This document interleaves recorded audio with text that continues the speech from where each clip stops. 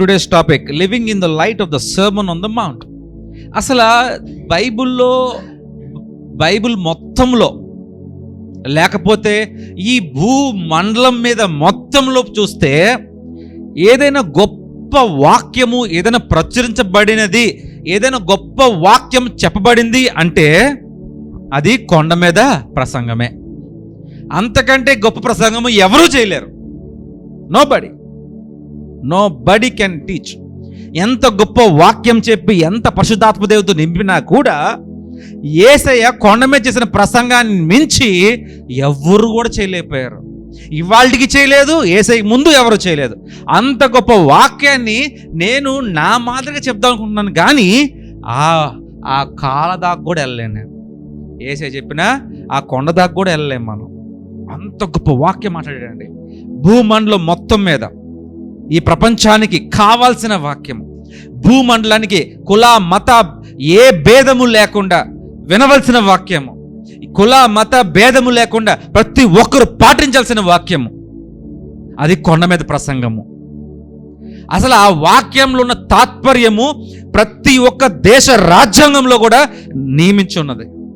ప్రతి ఒక్క దేశం, ఏ ఒక్క దేశం గురించి మాట్లాడుతారు, మన భారతదేశం అయినప్పటికీ కూడా థాయిలాండ్, మయన్మార్, మీరు ఏమైనా తీసుకోండి దేశాలు, ప్రపంచంలో ఏ దేశం తీసుకోండి, ఆ దేశం యొక్క రాజ్యాంగాలు చూడండి.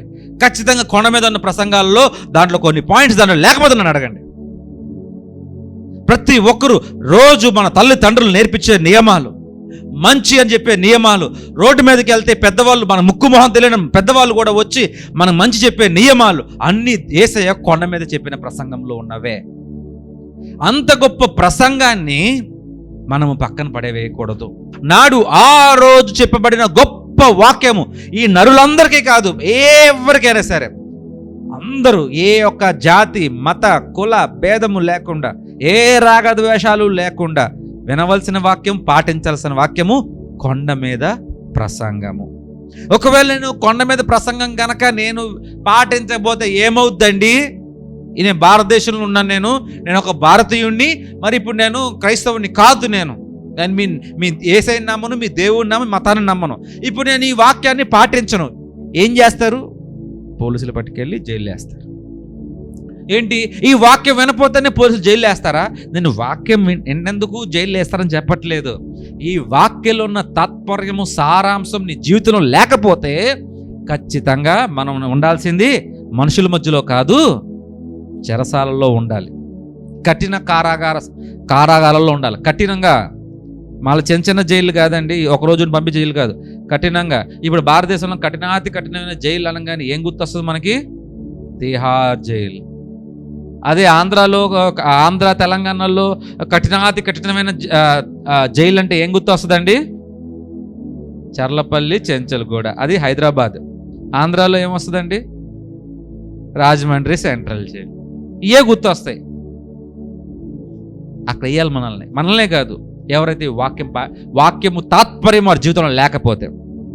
ఓకే, నేను వాక్యంలోకి వెళ్ళిపోయే ముందు ఒక్కసారి ఈరోజు నేను 2 అధ్యాయాల గురించి నేను మాట్లాడుకుంటున్నాను. మత్తయి సువార్త 5వ అధ్యాయము, అట్లాగే 6వ అధ్యాయం, 7వ అధ్యాయం, మొత్తం 3 అధ్యాయాలు మనం మాట్లాడుకుందాం. మాట్లాడితేనే మనకు అర్థమవుతుంది ఏంటనేది. ఒక్కసారి ఫస్ట్ పాయింట్, ద బియాటిట్యూడ్స్, ధన్యతలు. మత్తయి సువార్త 5వ అధ్యాయం 3 నుంచి 12 వరకు చూసుకుందాం ఒకసారి. 5:3 నుంచి 12.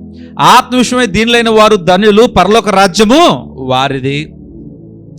దుఃఖపడి వారు ధన్యులు, వారు ఓదార్చబడుదురు. సాత్వికులు ధన్యులు, వారు భూలోకమును స్వతంత్రించుకొందురు. నీతి కొరకు ఆకలి దప్పు గలవారు ధన్యులు, వారు తృప్తిపరచబడుదురు. కనికరమ గలవారు ధన్యులు, వారు కనికరం పొందుదురు. హృదయ శుద్ధి గలవారు ధనులు, వారు దేవుని చూచెదరు. సమాధానపరచువారు ధనులు, వారు దేవుని కుమారులు అనబడుదురు.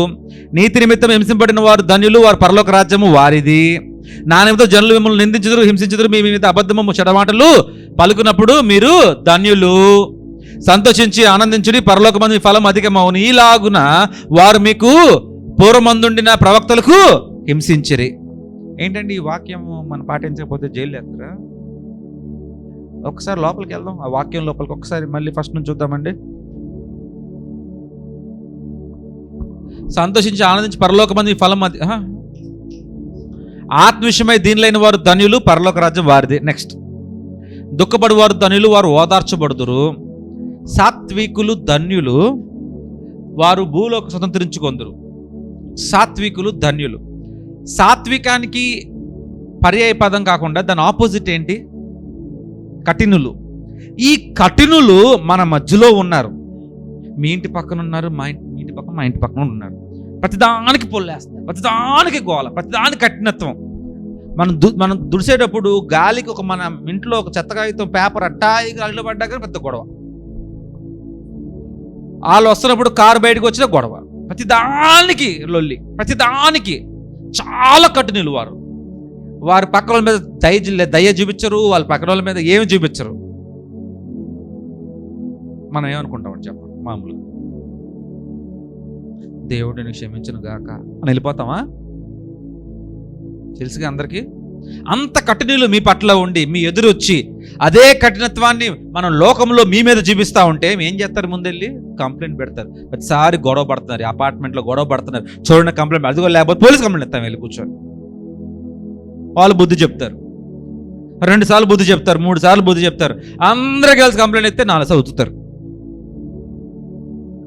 ఆ కఠినత్వము లేని మనిషిగా సాత్వికము కలిగి ఉండాలి. అది ఏ మతస్థుడు ఉండాలని? సాత్వికంగా క్రైస్తవుడు మాత్రమే ఉండాలి కదా. ప్రతి మత, ప్రతి కుల, ప్రతి దేశము, ప్రతి జనము అందరూ సాత్వికంగా ఉండాలి. కఠినంగా ఉండకూడదు. కఠినంగా ఉండాల్సిన అవసరం లేదు. ఒకవేళ ఉంటే మాత్రము మంచి మాత్రము కోయరు. వారు మంచి మాత్రము కోయరు, వారు కోసేదంతా చెడే. రైట్. 6. నీతి కొరకు ఆకలి దప్పు గలవారు ధన్యులు, వారు తృప్తి పరచబడుదురు. నీతి కొరకు ఆకలి దప్పులు. ఇప్పుడు ఆకలిగా ఉన్నప్పుడు నువ్వు చాలా దేశాలు చూడండి, ఇప్పుడు కరువు దేశాలు, ఆకలి దప్పుల కోసము ఎంత లావుటి క్రైమ్ అయినా చేస్తారు వారు. కొన్ని దేశాల్లో తెలీదు. ఇంకా చాలా సౌత్ అమెరికాలో పెరు దేశము కొంచెం పెరు ప్రాంతంలో కొంచెం దూరం వెళ్ళిపోతే కొండ మీద దాదాపు 5,500-6,000 అడుగుల పైన ఒక ఊరు ఉంది. అక్కడ గోల్డ్ మైన్స్ ఉంటాయి. గోల్డ్ మైన్ ఆ కొండ ప్రాంతాల్లో. ఆ గోల్డ్ మైన్స్ చాలా మంది తవ్వేశారు, వెళ్ళిపోయారు కూడా. ఇంకా తవ్వుతున్నారు ఉన్నవాళ్ళు. మిగతా వాళ్ళు ఏరుకోవడానికి వచ్చారు. వాళ్ళు సరే ఊపిరి ఆడదు, ఏం ఆడదు. వాళ్ళు ఏం చేస్తే అదే న్యాయం. గవర్నమెంట్ పట్టించుకోదు. వాళ్ళకి జీతం ఏంటి తెలుసా? రోజు బ్యాగ్ వేసుకొని వెళ్ళి బంగారం వెతుక్కోవటమే. ఎంతో అంత దొరికిద్ది వారానికి. 5 రోజులు మీరు కంపెనీ కోసం కష్టపడాలి. 6వ రోజు నీకు జీతం ఇయ్యం. నువ్వు సంపాదించుకున్న బంగారం, నీకు దొరికిన బంగారం ఉంటే నువ్వు తీసుకో, ఇదే జీతం. ఇట్లాగా ఆకలి కోసము, తర్వాత మందుల కోసము, తింటాని కోసము ఎన్ని క్రైమ్స్ ప్రపంచంలోనే మనకు తెలియదు. కానీ హ్యూమన్ ట్రాఫికింగ్ అక్కడే ఎక్కువ ఉందంట. హ్యూమన్ ట్రాఫికింగ్ అంటే ఆడపిల్లలను కనపడంగా ఎత్తుకుపోయి అక్కడ వ్యాపారం చేయించేది అక్కడే ఎక్కువ ఉంది. మరి మనకి ఇదే ఇక్కడ చెప్తాం, ఇక్కడ కలకత్తా దగ్గర ఉంది, ముంబైలో ఉందంటాం, కానీ అక్కడ ఎక్కువ ఉంది. కానీ న్యూస్లో కూడా రాదు. ఎంత లావుట్ క్రైమ్ అయినా జరుగుతుంది తిండి కోసం, ఆకలి కోసము, దప్పిక కోసము. దేశాలు కొట్టుకుంటాయి. అవతల చంపైనా సరే వాడి దగ్గర లాక్కోవాలనుకుంటారు. ఒక దేశంలో కరువు వస్తే ఒక దగ్గర ఆ ప్రభుత్వం కొంచెం పెడితే అందరూ షాపులోకి వెళ్ళి దొంగతనం కొట్టి, షాప్ ఓనర్లు కొట్టి షాపులు మొత్తం ఏం చేస్తారు? లూటీ చేస్తారు. లూటీ చేసిపోయి ఎత్తుకెళ్తారు. మంచిగా వెళ్తారా? వెళ్ళరు. దారి పొడుగునా అరే ఈడు లాక్కోవాలి, ఈడిని కొడతారు, ఈడు లాక్కుంటాడు, నన్ను కొట్టుకొని ఇంకోటి లాక్కెళ్తాడు. బ్యాచ్ ఉంటుంది. ఇంటికి వస్తారు, ఏది కావాలంటే చేస్తారు, అన్నీ ఎత్తుకెళ్ళిపోతారు. డబ్బు, బంగారు, తిండి మొత్తం ఎత్తుకెళ్ళిపోతారు. ఎన్నో దేశాలు ఆఫ్రికాలో అట్లా చెప్పుకోవాలంటే ఎన్నో క్రైమ్స్. కానీ నీతిగా ఎవరుంటారండి? ఆకలి కోసము, దప్పిక కోసం నీతిగా ఉండమని వాక్యం చెప్తుంది. కానీ అదే వాక్యము అనుసరించక చాలా మంది ఆకలి ఎక్కువగానే దాహము, తాగడానికి నీళ్ళు లేదు, ఏంటండి తినటానికి అన్నం లేకపోతే మృగాలుగా మారిపోతున్నారు జనాలు. నీతి కొరకు ఆకలి దప్పులు గలవారు ధనులు, వారు తృప్తిపరచబడుతురు. నెక్స్ట్, కనికరము గలవారు ధనులు, వారు కనికరం పొందుకుందరు. కనికరం లేకపోతే ఏమవుతుందండి? బయట రోడ్డు మీద మనం వెళ్ళినా, బయట ఇంట్లో ఉన్న ఎవడి మీద కనికరం చూపించకపోతే ఏమవుద్ది? మన కనికరం రాదు, తర్వాత సంగతి. ఏమైతే అది కోస్తామని కోసేదాన్ని బట్టి కనికరం రాదు. కానీ లోకము అంతా మనం అనుకుంటూ నడిచిద్దండి, మనకున్నట్టు జరిగిద్దండి. లోకంలో కనికరం చూపించకపోతే మన కఠినం చేసి జైలు తర్వాత సంగతి. మళ్ళీ నలుగురు పడతారు రోడ్డు మీద. ఇష్టానుసారంగా చేస్తే రోడ్డు మీద మనకి 4 పడతాయి. జాగ్రత్త. తర్వాత, ప్రతిశుద్ధి గల వారు ధనులు, వారు దేవుని చూచెదరు. సమాధానపరచు వారు ధనులు, వారు దేవుని కుమారులు అనబడుదురు.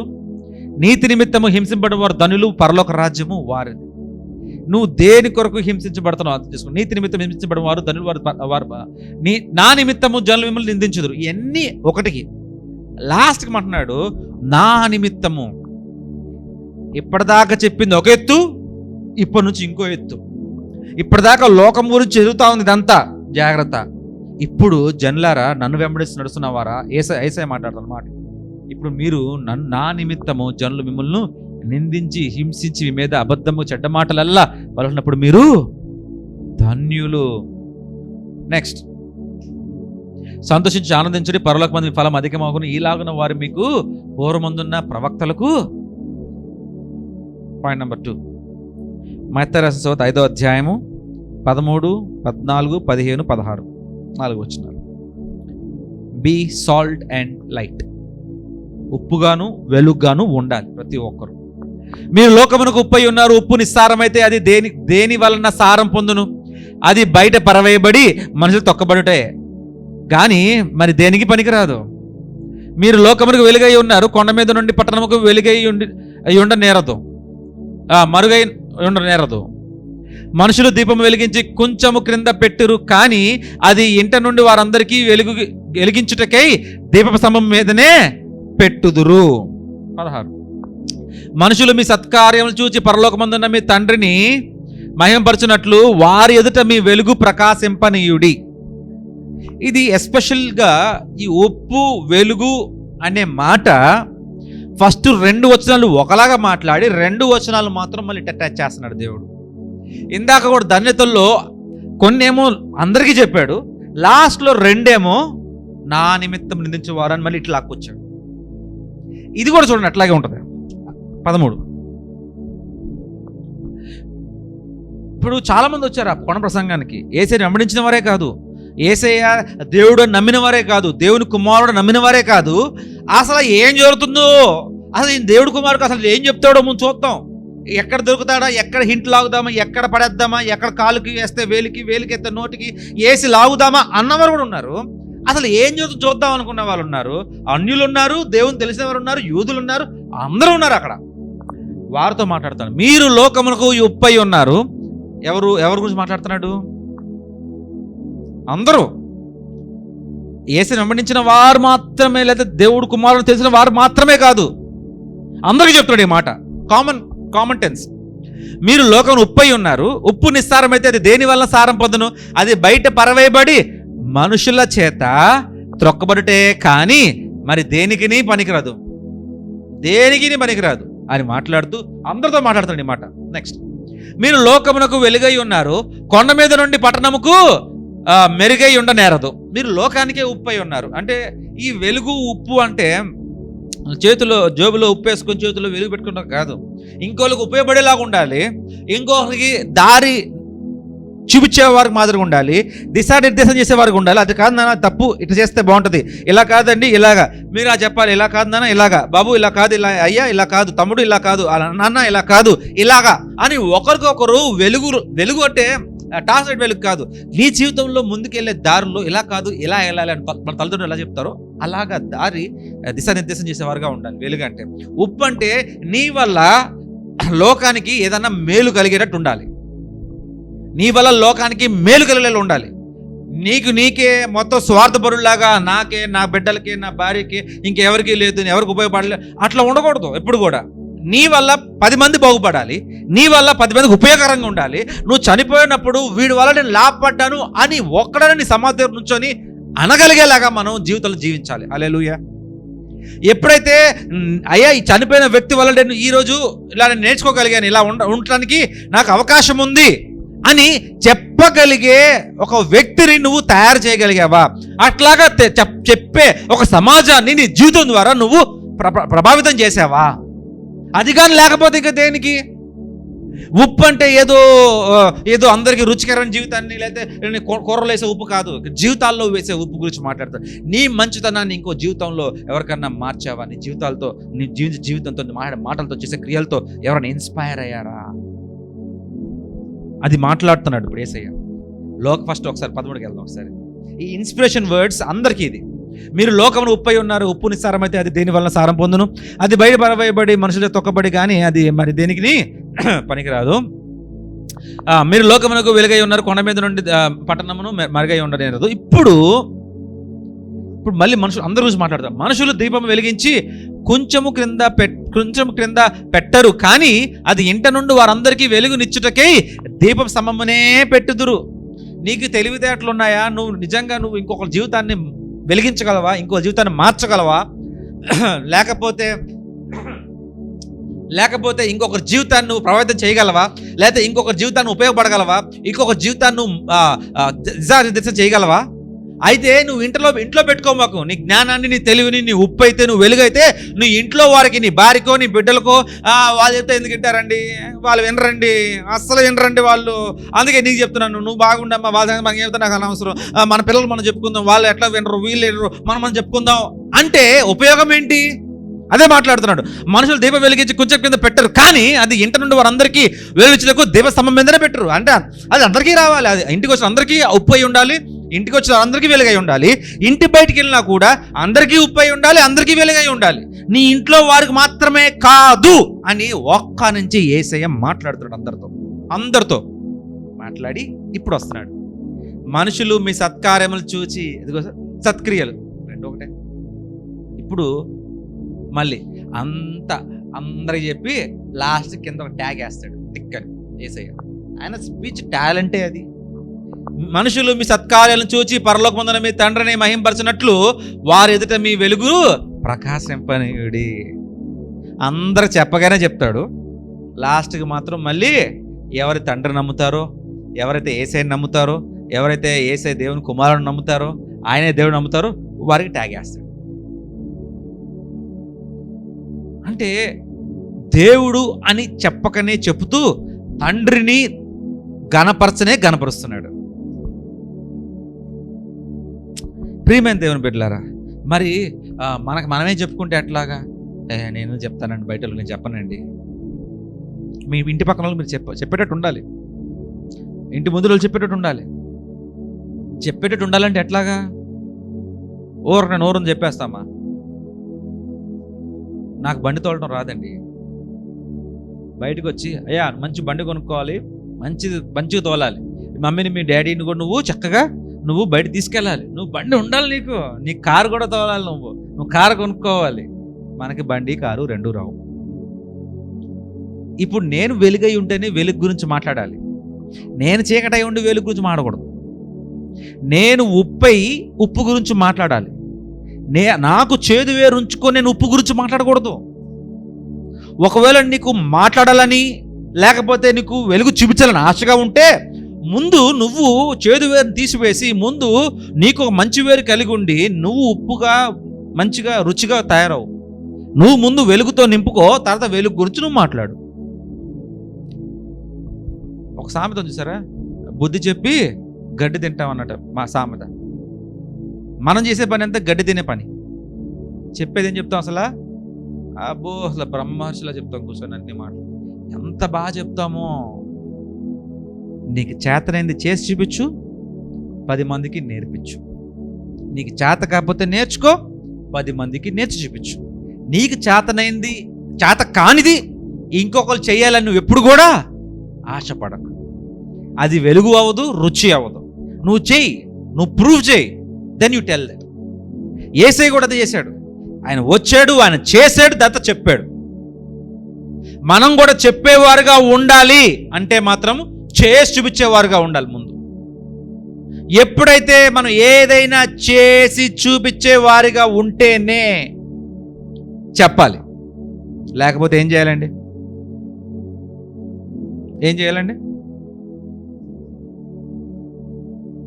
వెళ్ళమ్మా.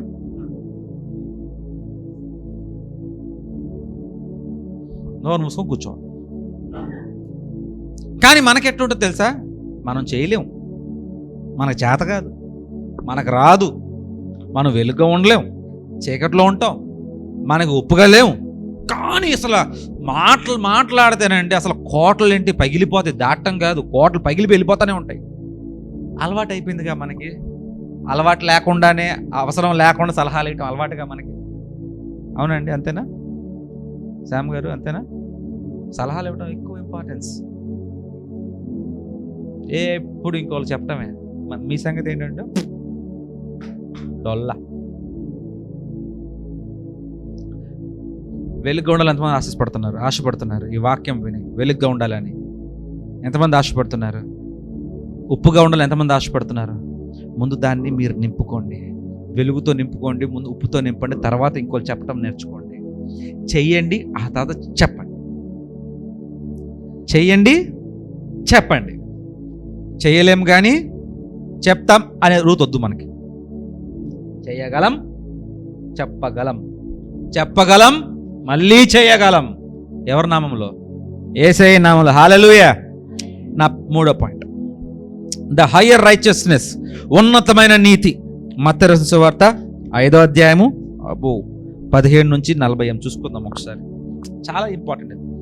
ధర్మశాస్త్రమైనను ప్రవక్తల వచనములైనను కొట్టివేయి వచ్చి తిని నేను అని తలంచవద్దు, నెరవేర్చవచ్చుటకి కానీ కొట్టివేయటకు నేను రాలేదు. ఆకాశమును భూమిని గతించిపోనే కానీ ధర్మశాస్త్రమందు నెరవేరే వరకు దాని యందు ఒక పొల్లైనను ఒక సున్నా అయినను తప్పిపోదని నిశ్చయముగా మీతో చెప్పుచున్నాను. కాబట్టి ఈ ఆజ్ఞల్లో మిగులు అల్పమైన యొక్క దానిని మీరు మనుషులకు అలాగునే చెయ్యి బోధించు వాడెవడు వాడు పరలోక రాజ్యంలో మిగుల అల్పుడనబడును. అయితే వాటిని గైకొని బోధించువాడు పరలోక రాజ్యంలో ఎవడండి వాడు? గొప్పవాడంట. నేను నేర్చుకోను, ఇంకొకటి నేర్పిస్తా అన్నవాడు పరలోక రాజ్యంలో వేస్ట్ ఫెలో, లాస్ట్ ఫెలో. అదే ఏ 4 వచనాల పర్ల, నువ్వు ఏ 4 వాక్యాలు బోధిస్తావో, ఏ 4 నీతులు చెప్తావో, ఏ 4 సూక్తులు చెప్తావో అది నువ్వు పాటించి అది నువ్వు చెప్పు, వాడే పరలోక రాజ్యంలో గొప్పవాడు. 20 శాస్త్రుల నీతి కంటేను పరిశీలన నీతి కంటేను మీ నీతి అధికము కాని ఎడల మీరు పరలోక రాజ్యంలో ప్రవేశింపరని మీతో చెప్పుచున్నాను. నరహత్య చేయవద్దు. ఏంటి వేసేస్తారా? జైలు వేసేస్తారా? మనల్ని తిహార్ జైలు వేస్తారా? మీ వాక్యాలు వినకపోతే, ఈ వాక్యాలు పాటించకపోతే రాజమండ్రి సెంట్రల్ జైలు వేసేస్తారా? చెప్పండి. చంచల్గూడ జైల్లోనూ చర్లబల్ జైలు వేసేస్తారు. వేస్తారమ్మా? ఈ వాక్యం ఏం చెప్తుంది? నరహత్య చేద్దాం. చేస్తే ఎక్కడ పెడతారు? సింహాసనం కూర్చోబెడతారా? తెల్లబట్టలు వేసుకొని కింద కూర్చోబెట్టి 4 వేస్తారు. చేయవద్దు. నరహత్య చేయువాడు విమర్శకు లోగునగునని పూర్వీకులతో చెప్పబడిన మాట మీరు విన్నారు కదా. నేను చెప్పుతున్నది ఏమనగా, తన సహోదరుని మీద కోపడు ప్రతివాడు విమర్శకు లోనగును, తన సహోదరుని చూచి వ్యర్థుడా అని చెప్పువాడు మహాసభకు లోనగును, ద్రోహి అని చెప్పువాడు నరకాగ్నికి లోనగును. కావున నీవు బలిపీఠమునొద్ద అర్పణము నర్పించుచుండగా నీ మీద నీ సహోదరునికి విరోధమైన ఏమైనా కలదని అక్కడ నీకు జ్ఞాపకము వచ్చిన ఎడలా ఏం చేయాలి? అక్కడ బలిపీఠము నెదుటనే నీవు అర్పణము విడిచిపెట్టి, ముందు అక్కడ విడిచిపెట్టి, అర్పణ తెచ్చినది విడిచిపెట్టి మొదట వెళ్ళి సహోదరునితో సమాధాన పడము, అటు తర్వాత వచ్చిన నీ అర్పణను నర్పింపము. నీ ప్రతి వాదితో నీవును త్రోవలో ఉండగానే త్వరగా వానితో సమాధాన పడము. లేని ఎడల ఒకవేళ నీ ప్రతివాది నిన్ను న్యాయాధిపతికి అప్పగించును, న్యాయాధిపతి నిన్ను బంట్రోతుకు అప్పగించుచు అంతటా నీవు చెరసాలలో. Be careful. అప్పుడే చెప్పాడు ఆయన, జాగ్రత్త. నీ ప్రతివాదితో నెక్స్ట్ కడపటి కాసు చెల్లించు వరకు అక్కడ నుండి నీవు వెలుపలికి రానే రావని నీతో నిశ్చయముగా చెప్పుచున్నాను. వ్యభిచారం చేయవద్దని చెప్పబడిన మాట మీరు విన్నారు కదా. ఇప్పుడు ఇంకా ఇంకా ఘోరంగా ఉంటుంది ఇప్పుడు లోపలికి వెళ్తే. నేను చెప్పినది ఏమనగా, ఒక స్త్రీని మోహపుతో చూచి ప్రతివాడు అప్పుడే తన హృదయమందు ఆమెతో వ్యభిచారము చేసిన వాడగు. నెక్స్ట్, నీ కుడి కన్ను నిన్ను పరిచిన ఎడల దాని పెరికి నీ యొద్ద నుండి పరవేయము, నీ దేహమంతయు నరకములో పడవేయబడకుండా నీ అవయవములో నొక్కటి నశించడం నీకు ప్రయోజనకరము కాదా? నీ కుడి చేయి నిన్ను అభ్యంతరపరిచిన ఎడల దాన్ని నరికి నీ యొద్ద నుండి పరవేయము, నీ దేహమంతయు నరకములో పడకుండా నీ అవయవములో ఒకటి నశించడం నీకు ప్రయోజనకరము కాదా? తన భార్యను విడనాడువాడు ఆమెకు పరిత్యాగ పత్రిక ఇయ్యవలనని చెప్పబడినది కదా. నేను మీద చెప్పేదేమనగా, వ్యభిచార కారణమును బట్టి గాక తన భార్యను విడనాడు ప్రతివాడును ఆమెను వ్యభిచారునిగా చేయుచున్నాడు. విడనాడబడిన దానిని పెండ్లాడువాడు వ్యభిచరించుచున్నాడు. ఒక 2000 సంవత్సరాల కిందట ఈ మాటలు మాట్లాడితే ఎట్ట ఉంటుంది అసలు? ఇప్పుడే మనకి ఇంత జ్ఞానం ఉందా అని అనుకుంటున్నాము. అదే 2000 సంవత్సరాల క్రితం ఆ మాటలు మాట్లాడితే ఎంత జ్ఞాని అని అనుకునేవారు ఆ యేసయ్యని. మరియు నీవు అప్రమాణము చేయక నీ ప్రమాణములను ప్రభువునకు చెల్లింపవలనని పూర్వీకులతో చెప్పబడిన మాట మీరు విన్నారు కదా. నేను చెప్పుదనేమనగా, ఎంత మాత్రము ఒట్టు పెట్టుకొనవద్దు. వెనక్కి వెళ్దాం ఒకసారి. 33. ఇక్కడ చాలా మంది ఏం చేస్తారంటే ఒట్లు పెట్టుకుంటారు. నువ్వు ఇచ్చేస్తే అక్కడికి వస్తే గుండు కొట్టించుకుంటా మోకాలతో నడుస్తాం అవి పాత్ర. ఓకే, నీవు అప్రమాణము చేయక నీ ప్రమాణములను ప్రభువునకు చెల్లింపవలని పూర్వీకులతో చెప్పబడిన మాట మీరు విన్నారు కదా. నేమిది చెప్పేమనగా, ఎంత మాత్రం ఒట్టు పెట్టుకొనవద్దు. ఆకాశం తోడనవద్దు, అది దేవుని సింహాసనము, భూమి తోడనవద్దు, ఈ దేనితోడు వద్దు. అది ఆయన అది పాదపీఠము, యెరూషలేము తోడనవద్దు, అది మహారాజు పట్టణము వద్దు. నీ తల తోడని ఒట్టు పెట్టుకొనవద్దు. నీవు ఒక వెంట్రుకనైనను తెలుపుగా కానీ నలుపుగా కానీ చేయలేవు. మీ మాట అవునంటే అవును, కాదంటే కాదు అని ఉండవలను. వీటికి మించినది దుష్టి నుండి పుట్టినది. ఒట్లేసుకోమాకండి. తర్వాత ఏదో చేస్తానని చేసుకోమాకండి. అయ్యా నాకు వచ్చేస్తా అని ఒట్లేసుకోమాకండి. ఏమి మొక్కులు పెట్టుకోకండి. ఏమి లేదు. అవునంటే అవును, కాదంటే కాదు. నువ్వు మొక్కుబడి ఏమైనా తీర్చాలంటే, ఏమైనా చెయ్యాలి అంటే నీ ఆత్మతోనూ సత్యంతోనూ నువ్వు మొక్కులు తీర్చు దేవుణ్ణి. అది దేవుడు అంగీకరిస్తాడు. నీ మొక్కుబడి కోసము ఒక 5 గొర్రెల్ని తల నరుకుతానండి, భోజనం పెడతానండి, దానికి ఆయనకి ఆనందం ఏంటి? నేను 5 కోళ్ళు ఇస్తానంట కుమారి, 5 కోళ్ళు తల కోసి రక్తం చిందించి నేను ఇస్తానండి. ఎందుకు? రమేష్ అంటాడు నేను 4 ఇస్తానంటాడు. ఎందుకు? No use. రైట్. నెక్స్ట్. కంటికి కన్ను పంటికి పళ్ళు అని చెప్పబడిన మాట మీరు విన్నారు కదా. నేను మీద చెప్పున్నది ఏమనగా, దుష్టుని ఎదిరింపక నిన్ను కుడి చెంప మీద కొట్టు వాని వైపునకు ఎడమ చెంప కూడా. చాలా కష్టం. వాడు కొట్టే ముందే చేయి పట్టుకొని కొడతాం. 40 లాస్ట్ వెళ్దాం. 40. ఎవడైనా నీ మీద వ్యాజ్యం వేసి నీ అంగి తీసుకొని గోరిన ఎడల వానికి నీ పై వస్త్రమును కూడా. గొడవ పడద్దు. ఇది నాది, ఇది నా స్వజాతం, నేను కొనుక్కున్నా, ఇది నాది. గొడవ పడద్దు. గొడవల్ని ఎక్కడెక్కడ తుంచి పక్కన పడి ముందుకు వెళ్ళిపోమంటున్నాడు. నిజంగా ఇవన్నీ పాటించకపోతే ఎక్కడ ఉంటామండి? ఇప్పుడు మీరే చెప్పండి.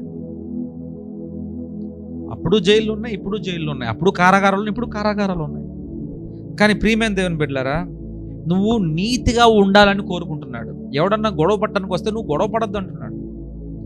ఏమైనా అడిగితే ఇచ్చేయమంటున్నాడు. కాముగా ఇచ్చేసి కాముగా వెళ్ళిపో, గొడవ పడద్దు.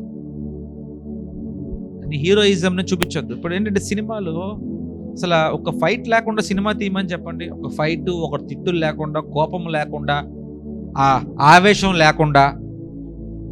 కోపము, ఆవేశము, ఒక ఫైటు, గుద్దుకోవటం, సంపుకోవటం, ముద్దులు ఆడుకోవటం ఏమి లేకుండా ఒక్క సినిమా తీసి బ్లాక్ బస్టర్ చేయమని చూద్దాం, అవుద్దండి?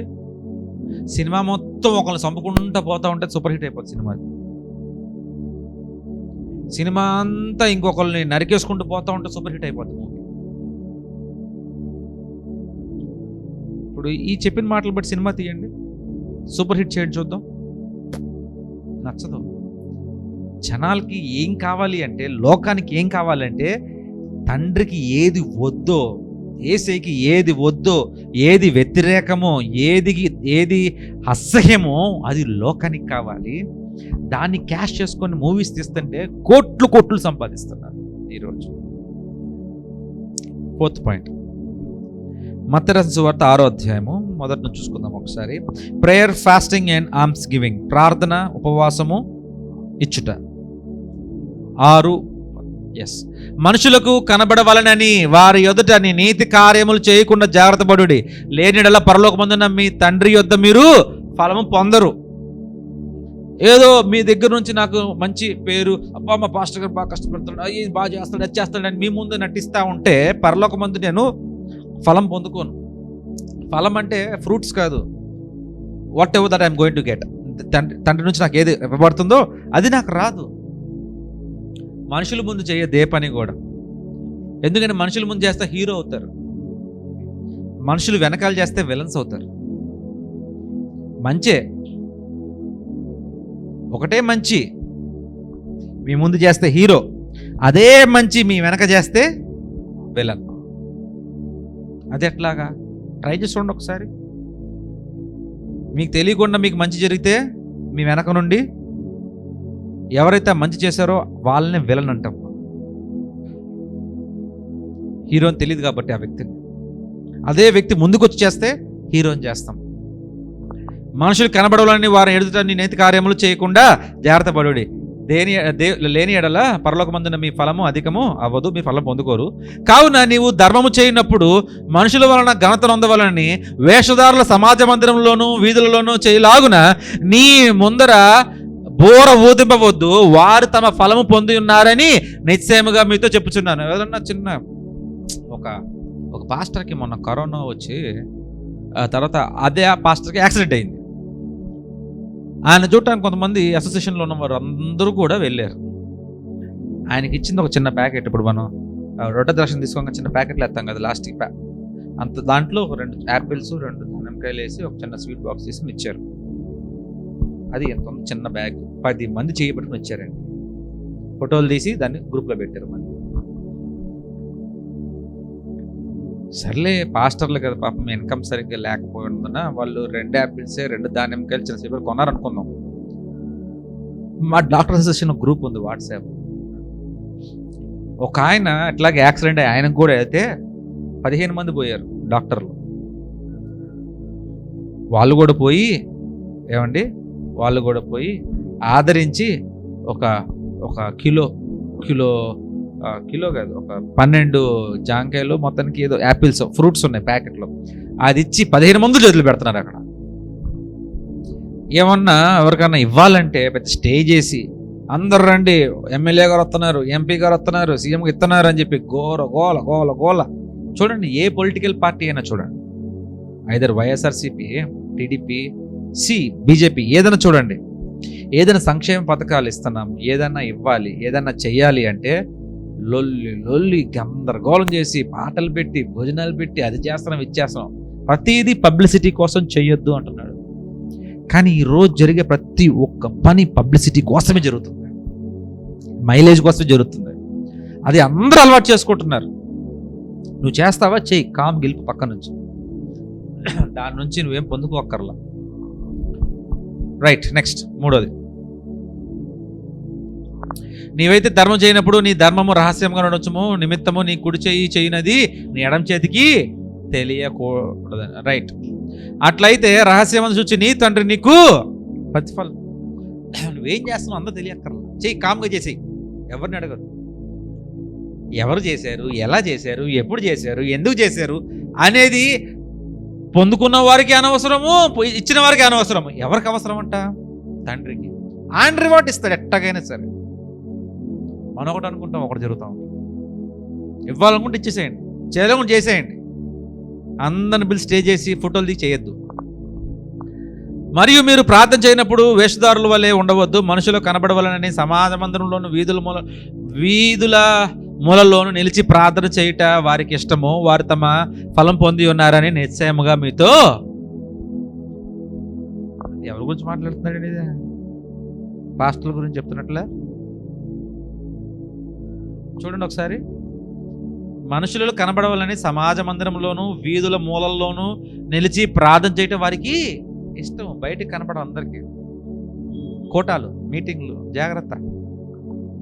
వారు తమ ఫలం పొందుకున్నారని చెప్పారు. నీవు ప్రార్థన చేయనప్పుడు నీ గదిలోనికి వెళ్ళి తలుపు వేసి రహస్యమందున నీ తండ్రికి ప్రార్థన చేయ, అప్పుడు రహస్యమందు చూచి నీ తండ్రి నీకు ప్రతిఫలం ఇచ్చును. మరియు మీరు ప్రార్థన చేయనప్పుడు అనుజనుల వల్లే వ్యర్థమైన మాటలు వచింపవద్దు, విస్తరించిన మాటల వలన తమ మన వినబడనని వారు తలంచుకొనురు. నెక్స్ట్, మీరు వారి వలె ఉండకుడి. మీరు మీ తండ్రి అడుగక మునిపే మీకు అక్కరగా నున్నవేవో ఆయనకి ముందు. ఇవన్నీ చదువుకుంటా వస్తూ ఉంటాయి. ప్రియమైన దేవుని బిడ్డలారా, జ్ఞాపకం చేసుకోండి. ఫస్ట్ థింగ్ ఏం చేస్తాడంటే, దేవుడు ప్రార్థన విషయంలో హెచ్చరించుకుంటూ వస్తాడు. అందరి ముందు కనపడాలని, అందరిలా చేయాలని, ఘనత పొందాలన్న కోసం బాగా ప్రార్థిస్తామని, మీటింగ్లు పెట్టి ప్రార్థనలు చేస్తామని, స్వస్థపరుస్తామని మీటింగ్లు పెట్టి అట్ట చేయమాకు. నువ్వు స్వస్థపరచడం డైరెక్ట్గా స్వస్థపరచు, నువ్వు ప్రార్థన డైరెక్ట్గా వెళ్ళి ప్రార్థన చేయి అని చెప్తున్నాడు. కానీ ఈరోజు జనాలు ఫ్యాషన్, ట్రెండ్ అట్ట అయిపోతా ఉంది. Point number 2, fasting. ఉపవాసం చేసేటప్పుడు జాగ్రత్తగా ఉండండి. ఇష్టానుసారం ఉపవాసం చేయమాకండి. ఉపవాసం చేయాలంటే ఇంట్లోకి వెళ్ళి చక్కగా మంచి స్నానం చేసుకొని చక్కగా తలని నూనె పెట్టుకొని కూర్చొని చూసే వాళ్ళకి అసలు వీడు ఫాస్టింగే చేయట్లేదు, వీడు ఉళ్ళు తింటున్నాడు, చూడు అంత హ్యాపీగా ఉన్నాడు అన్నట్టు ఉండండి అంటున్నాడు. ఎందుకంటే ఫాస్టింగ్ దేవుడు చూడాలి కానీ మనుషులు చూసేది కాదు. కానీ మనం ఉపవాస కూడికలు, ఉపవాస ప్రార్థనలు అని చెప్పేసి అసలు మనం ఆడిటోరియంలో బుక్ చేస్తున్నాంగా. పెద్ద పెద్ద ఆడిటోరియం, ఉపవాస కూడికలు అందరు రండి. ఎందుకు? అందరు తెలియాలా? ఉపవాస కూడిక ఎవరికండి? అందరి కోసమా? తండ్రి కోసమా? మరి నువ్వు ఒక్కడు చేయి, అందరిని చేయాలంటే అందరు ఇంట్లో చేయమని చెప్పండి. అది కూడా రెవెన్యూ కింద మార్చుకోవాలి. ఉపవాస కూడికలు కూడా రెవెన్యూ కింద రావాలి. అది పబ్లిసిటీ కింద మార్చుకోవాలి. వాళ్ళు పెద్ద పెద్ద పరిచారకులు. ఉపవాసం నువ్వు చేయి, నీకది అందరం కలిసి చేయాలా? చెయ్యాలండి. ఎస్తేరు చేసింది ఊరంతా కలిసి చేశారుగా. అదొక అవసరం ఉందండి. ఏ అవసరం కోసం అందరు కలిసి చేస్తున్నారు? దేశం కోసం చేస్తున్నారా? రాజ్యం కోసం చేస్తున్నారా? దేనికోసం చేస్తున్నారా? లేదు. చాలా బాగా గమనించాలి, చాలా బాగా గమనించాలి. అట్లాగే ఇంకోటి అంటున్నాడు ఇచ్చుట గురించి. ఎవరు ఇస్తున్నారో నీకు అనవసరం. నువ్వు ఇచ్చే జాగ్రత్తకి తండ్రి చూడాలి. నువ్వేమిస్తున్నావో మనుషులు చూడకపోవచ్చు, నువ్వేమిస్తున్నావో తండ్రి చూస్తాడు. నీవు అర్పణలు ఇస్తున్నావో లేదో తండ్రి చూస్తాడు. నీ దశం భాగాలు ఇస్తున్నావో లేదో తండ్రి చూస్తాడు. నా దగ్గర లేదని చెప్పొచ్చు, లేవని చెప్పొచ్చు, కానీ ఉన్నాయో లేదో దేవుని తెలుసు. తర్వాత నువ్వు ఎంత ఇస్తున్నావో తెలుసు, నువ్వు ఎంత దాచుకుంటున్నావో తెలుసు, ఏం చేస్తున్నావో కూడా తెలుసు. దేవుడు అన్ని చూస్తూ ఉంటాడు. దాన్ని బట్టనే ప్రతిఫలం ప్రతి ఒక్కరు పొందుకుంటారు. డౌటే లేదు దాంట్లో. దానిని బట్టే పొందుకుంటారు. కానీ అందుకని ఇచ్చేటప్పుడు మాత్రం జాగ్రత్తగా ఇమ్మని ఈ 4 పాయింట్లు చాలా 18 వస్తు చదువుకుంటా పోతా ఉండి ఇంటికి చదువుకోండి ఒకసారి, నాకు తెలుస్తుంది. లాస్ట్ది 5వ పాయింట్, మత్తయి సువార్త 7వ అధ్యాయము 24 నుంచి 27. Building a solid ground. ఒక మంచి పునాది, ఒక మంచి గ్రౌండ్ ఒకటి ప్రతి ఒక్కరు చేసుకోవాలని మాట్లాడుతున్నాడు యేసయ్య. 7 కాబట్టి ఈ నా మాటలు విని వాటి చెప్పున చేయి ప్రతి వాడుని చెప్పుకుంటూ వచ్చాడు. ఇప్పటిదాకా 5, 6, 7 అధ్యాయాలు అన్నీ చెప్పేసి లాస్ట్కి కంక్లూషన్ ఇస్తున్నాడు యేసయ్య కొండ మీద ప్రసంగానికి. ఇంకా ఈ మాటలన్నీ విని వాటి చెప్పున చేయి ప్రతివాడును బండ మీద తన ఇల్లు కట్టుకొని బుద్ధిమంతుని పోలి ఉండెను. అసలు దేని మీద బండ అంటే ఆయన చెప్పేది కొండ మీద ప్రసంగాలు విని. ఈయన మాటలు అంటే బైబిల్లో ఉన్న మాటలన్నీ కాదు. ఆ రోజు యేసయ్య కొండ ప్రసంగం చాలా చేశాడు కదా, ఆ ప్రసంగాలు విని, ఆ ప్రసంగంలో చెప్పిన ప్రతి వాక్య, ప్రతి మాటలు విని వాటి చెప్ప చెయ్యి ప్రతి వాడును బండ మీద తన ఇల్లు కట్టుకున్నాను బుద్ధిమంతుని వలి పోలి ఉండను. నెక్స్ట్ 25 వాన కురిసెను, వరదలు వచ్చెను, గాలి విసిరి ఆ ఇంటి మీద కొట్టెను, కానీ దాని పునాది బండ మీద వేయబడిన గనుక అది పడలేదు. మరియు ఈయన మాటలు విని వాటి చెప్పిన చెయ్యని ప్రతివాడు ఇసుక మీద తన ఇల్లు కట్టుకొని బుద్ధిహీనుడు అని పోలి ఉండెను. వాన కురిసెను, వరదలు వచ్చెను, గాలి విసిరి ఆ ఇంటి మీద కొట్టెను, అప్పుడు అది కూలబడెను. దాని పాటు అంటే దానికి ఉన్న నొప్పి, దానికి ఉన్న బాధ చాలా గొప్పది. జాగ్రత్త అంటున్నాడు. ప్రియమైన దేవుని బిడ్డలు, కొండ మీద ప్రసంగం ప్రతి ఒక్కరూ వెంటనే కాదు, దాన్ని గైకొనాలని చెప్పాడు. ఒకవేళ నువ్వు గైకొంటే మాత్రము ఎన్ని గాలులు వచ్చినా ఎన్ని తుఫాన్లు వచ్చినా అట్టా నిలబడతాం.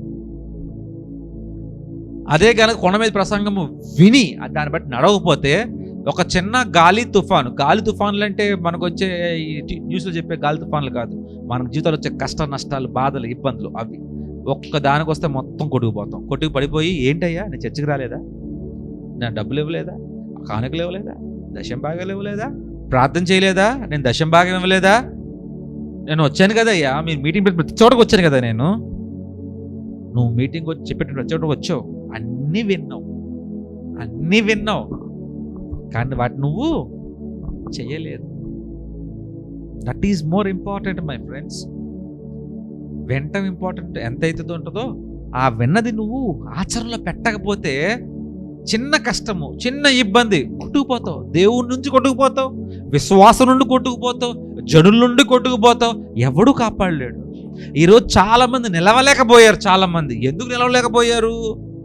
వాళ్ళ ప్రార్థన తక్కువేమీ కాదు, వాళ్ళు ఇచ్చింది తక్కువేం కాదు, జస్ట్ ఆ మాట నెరవేరిందంతే. వారు వాటి చెప్పు నడవలేదంతే. ఎవడైనా వాటి చెప్పు నడిస్తే, కొండ మీద ప్రసంగం మొత్తం వాటి మీద నడిస్తే వాడు ఎట్ట ఉంటాడంట, బండ మీద కట్టిన ఇల్లు మాదిరి ఉంటాడంట. ఇప్పుడు మీకు బండ మీద కట్టిన ఇల్లు కావాలా, లేకపోతే ఇసుక మీద కట్టిన ఇల్లు కావాలా? ముందైతే ఇల్లు కావాలండి అంటారా? ఏ ఇల్లు కావాలి జానన్నా? బండ ఇసుక ఎందుకని? ఎన్నొచ్చినా కానీ పోదు. మరి బండ మీద ఇల్లు కట్టే జీవితాలు కావాలా, లేకపోతే ఇసుక మీద కట్టే జీవితాలు కావాలా? అప్పుడు ఏం చేయాలి? ఆయన చెప్పిన మాటలన్నీ విని వాటిని గైకొని అనుసరించాలి, చెయ్యాలి. కానీ మనం చెయ్యట్లేదు. చెయ్యకుండా ప్రార్థనలు అడుగుతాం, అయ్యా అది కావాలి, ఇది కావాలి, అట్లా లేదు, ఇట్లా అయిపోతుంది, నా జీవితం ఎలా అయిపోయింది, నా జీవితం అలాగైపోయిందండి, ఏంటి నేను ఎన్ని ప్రార్థనలు చేశాను, ఎన్ని చేశాను, ఇట్ట అయిపోయింది, అట్ట అయిపోయింది, ఎందుకు అయిపోయింది? అవ్వలేదు, నేను చెప్పింది నువ్వు చేయలేదు అంతే, అందుకే అయిపోయావు. అది కూడా ముందే వార్నింగ్ ఇచ్చాను నీకు నేను, అయినా నువ్వు వినలేదు. నువ్వు వార్నింగ్ ఇచ్చినా వినకపోతే ఎట్టా? నేను చెప్పాను చూసారా, దేవుడు నన్ను కాపాడుతాడు అంటే జాగ్రత్త కూడా ఉండమన్నాడు. ట్రైన్ ముందుకెళ్ళి నన్ను కాపాడంటే ఆయన వచ్చి టక్కన దిగి అలా ఎత్తుకెళ్ళిపోతాడా? శక్తిమాన్ లాగా, సూపర్ మ్యాన్ లాగా జరిగిపోతాయి కార్యాలన్నీ. దేవుని పరీక్షించకూడదు, అలాగా జరగదు. ఆమేన్. మరి ప్రార్థన చేసుకుందామా? తలలు వంచుకొని కళ్ళు మూసుకుందాం. అందరూ మోకరించండి, లేకపోతే మోకరించగలిగిన వారు మోకరించండి, మిగతా వారు నుంచోవచ్చు. స్తుతి స్తోత్రం తండ్రి, మహోన్నత పరిశుద్ధ వేలాది కోట్ల తండ్రి, మీరు ఇచ్చిన భాగ్యాన్ని బట్టి వందనాలు. కొండ మీద చేసిన బలమైన ప్రసంగము ఒక్కసారి మేము నెమరు వేసుకున్నాం అంతే నాయన. దాంట్లో మా జీవితాలు ఏంటో, మేమేంటో మొత్తం మా అద్దంలో చూసుకున్న మా మొహాల్లా కనపడ్డాయి. అయ్యా, బండ మీద ఇల్లు కావాలని కోరుకుంటున్నామే, కానీ అయ్యా కొండ మీద ఆ యొక్క ప్రసంగాన్ని మేము విని వాటి ఎందుకు గైకొనడానికి మాకు ధైర్యము లేకపోతే సమయం సరిపోవట్లేదు. విడిచిపెట్టేసి ఇష్టానుసారంగా, లోకానుసారంగా జీవించి బండ మీద ఇల్లు కట్టుకునే జీవితం మా జీవితాల్లో ఉండాలని కోరుకుంటున్నాం. ఎంత అవివేకమో మేము అర్థం చేసుకుంటున్నాము. మా తప్పుదమ్ములు క్షమించండి ప్రభు. ఈ రోజు నుంచి ఉప్పుగా, వెలుగుగా అయ్యా ఈ బండ మీద ప్రసంగంలో ఉన్న ప్రతి ఒక్క వాక్యం మా జీవితంలో నెరవేర్చుటకు మీ కృపతో మమ్మల్ని బలపరుస్తూ, అయ్యా మా జ్ఞానాన్ని పెంచుకుంటూ ప్రతి ఒక్కరు మమ్మల్ని బోధించు నడిపించమని కోరుతూ ఈ చిన్ని ప్రార్థన ప్రభువైన యేసుక్రీస్తు వారి నామమున అడిగి వేడుకుంటున్నాం తండ్రి. పరలోకమందున్న మా తండ్రి, నీ నామం పరిశుద్ధపరచబడును గాక, నీ రాజ్యం వచ్చును గాక, నీ చిత్తం పరలోకమందు నెరవేరినట్టు భూమి మీద నెరవేరును గాక. మనదైన ఆహారం మాకు దయచేయము, మా యెడల అపరాధములు క్షమించినట్లు మా అపరాధములను క్షమించు. శోధనలు తెక దుష్టుని తప్పించిన రాజ్యము, శక్తి, మహిమ నిరంతరం నీవేనావు తండ్రి. May the love of Father, grace and mercy of Jesus Christ, communion and fellowship of the Holy Spirit is now and forevermore. And all the God's children says, hallelujah.